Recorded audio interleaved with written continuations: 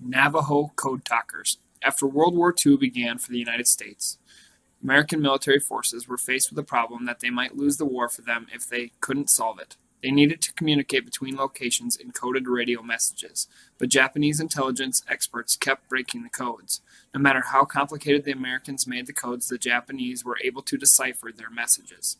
A man named Philip Johnston heard about the problem and had a brilliant idea. Because he had grown up on a Navajo reservation as the son of a missionary, he spoke the Navajo language, one of only about 30 non-native speakers in the world.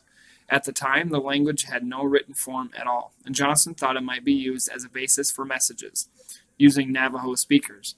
With the permission of top commanders, he recruited 29 Navajo men and boys, some as young as 15, and they became the Navajo Code Talkers. They gathered a list of Navajo words to describe various military terms.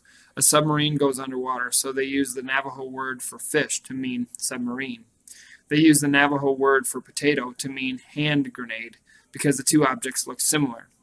They also assigned a Navajo word to each letter of the English alphabet. The Navajo word for ant was used for A. The Navajo word for bear was used for B, etc. If a military commander wanted to send a message mentioning the direction of an attack, the code talkers might use the Navajo words for nut, owl, rabbit, turkey, and horse in a sentence. Naschi, Nanashjisgunzlin. The initial letters of those words translated into English spell out north. This technique made the coded message nearly impossible to understand by the enemy. The code talkers were sent to work with Marines in the Pacific, but they were not allowed to write anything down in their language and had to remember every word precisely when they were in a battle situation. They became widely respected for this ability.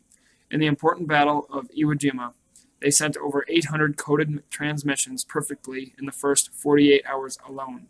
The Navajo Code Talkers played a vital role in helping win the war. Because of their efforts, the Japanese could no longer monitor radio communications on the battlefield.